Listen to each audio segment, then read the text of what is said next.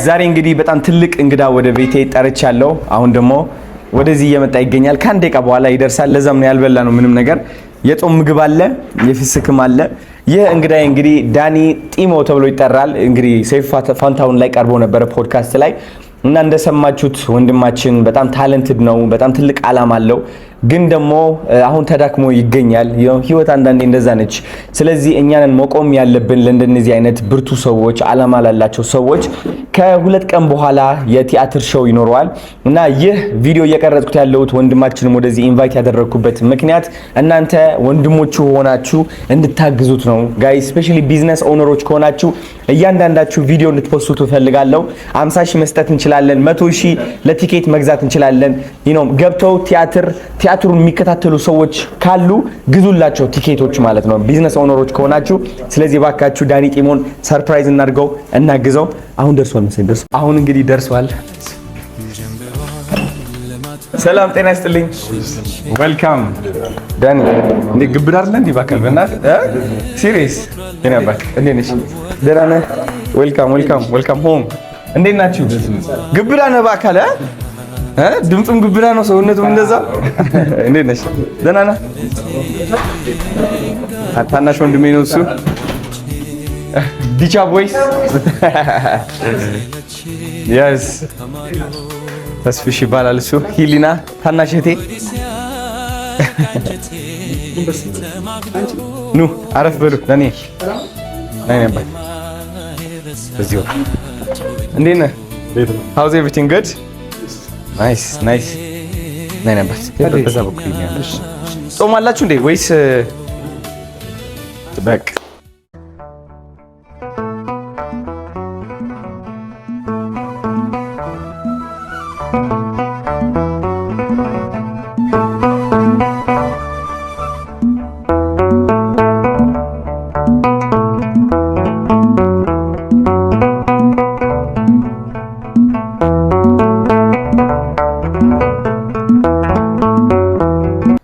የሚያሳየው ምንድነው? ሁላችንም ሰው እንደሚያስፈልገን ነው።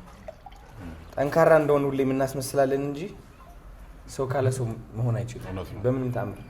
ለዛም ነው ነው ቤተሰቤ ላይ ጥግት ምንለው በቃ በተቻለኝ አቅም በቃ ድክመቴን አውቀዋለሁ እና እነሱ ድክመቴ ይሞሉልኛል። እንደ ሰው ደግሞ ድክመት ማመን ሁላችንም ጥንካሬ ነው ብዬ ነው የማስበው። ስለዚህ አለን ችግር የለውም አባት። alright let's see ከየት ይጀምር? ከከትፎ እንትን ማኪያም እስኪ እንዳይዋይ ማን ቤት? thank you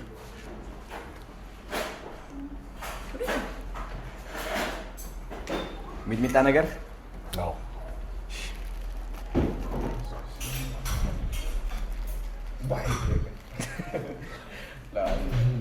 አይ ምን ከነባት ትንሽ ለውስ ተላረከ እንደተመቸ እኔ ቢበዛም ደስ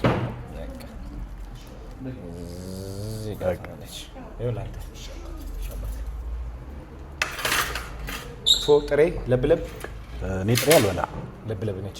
እሺ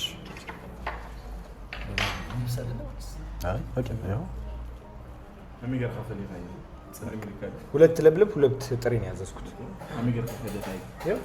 ጥሬ ያሳውቃል እኮ አይደለ? በትላንትና ታሪክ ማንም አይመዘን። ትላንትና ቢመረመር ሁሉም ሰው የየራሱ ጉድፍ አለ። አንተ የምትለካው ዛሬ በቆምክበት አቋም ላይ ነው። እግዚአብሔር እኮ እያኖረን ነው ሁላችንም፣ ሁሉንም ሳይመለከት ኃጢአትን ምንም ሳይመለከት እያኖረን ነው ሁላችንም። እኔ አንተ ላይ ጣቴን ለመጠቆም ምን ስልጣን አለኝ? የትኛው ንጽህና ነው አንተን ለጠቆም ያደርገኝ? እሷን እኮ መቀበል ያቃተች። ይሄንን አምነህ ተቀበል። አሁን አንተ ስትርቅ ብዙ የሚያስፈልጋቸው ሰዎች ሳይገኝ ይቀራሉ። አንተ እስክትመጣ እነዛ ሰዎችን አናገኛቸው።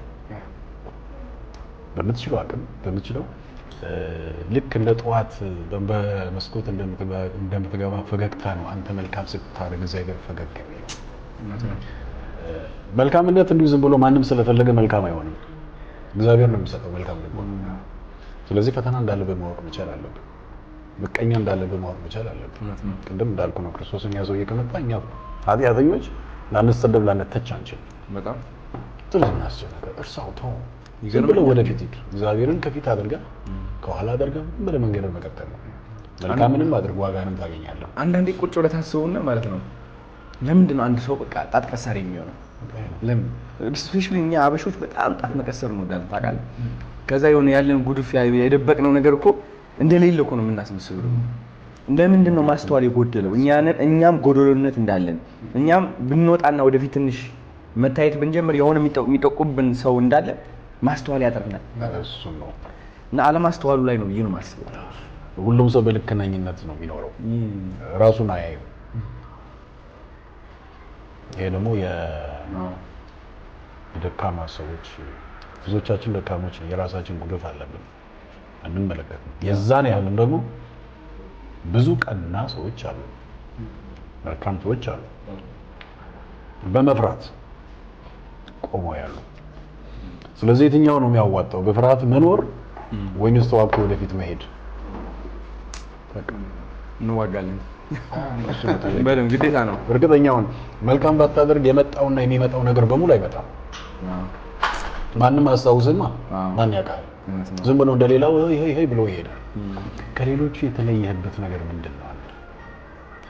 አሉ ከሚባሉት በሰራተኞች ተገንጥለህ አይን ውስጥ የገባኸው ለምንድን ነው? ባደረግከውና በምታደርገው ነገር ነው። ስለዚህ ቅናት አለ ማለት ነው። ክፉ ሀሳብ የሰይጣን በመሰረቱ ታዲያ ለማን ነው እጅ መስጠት ያለብን? ለእግዚአብሔር ወይስ ምላሹ ያንተ ነው? እውነት ስታይ መጋረጃው ሲገለጥ አትሽሽ ይባላል። ይሎ ለፊት እውነት ነው።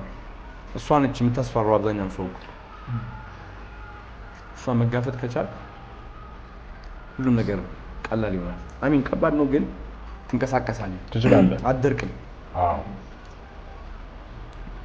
አብዛኛው ሀበሻ ብዬ ማስበው እኔ ጣት እንዳይቀሰርበት የተደበቀና የደረቀ ህዝብ ነው። በቃ ፍርሃት በድብቅ ስንት ክህሎት ያለን ፍጡራን እኮ ነው ማለት ኢትዮጵያውያን። ስንት ድምጽ ያላቸው አሉ። ቤታቸው ሲቆልፉ ተአምር ኢንተርናሽናል የሚያደርጋቸው እኛን የሚያስጠሩ ስንት ሰዎች አሉ። ግን ያቺ ጣት እንዳትቀሰርባቸው በራቸው ዘግተው በቃ። አሁን ቲያትር ማለት በጣም ከባድ ነው እውነት ለመናገር። because ስሜቱን የዛኔው ማምጣት አለብህ፣ እዛው መሆን አለብህ። በቃ ይሄ አይምሮ መላቀቅ አለበት ከልብህ ጋር ንጹህ የሆነው እንትንህን ማስተላለፍ ማለት ነው። ብዙ ሰዎች አያረጉትም። በጣም ትልቅ አቅም ይጠይቃል። ዳኒን ሰምታችሁታል። በጣም አሪፍ ቆይታ ነበረ። እንደ አጋጣሚ መድረክ ላይም ካሜራ ፊትም ከዳኒ ጋር የመገናኘት አጋጣሚውን አላገኘውም።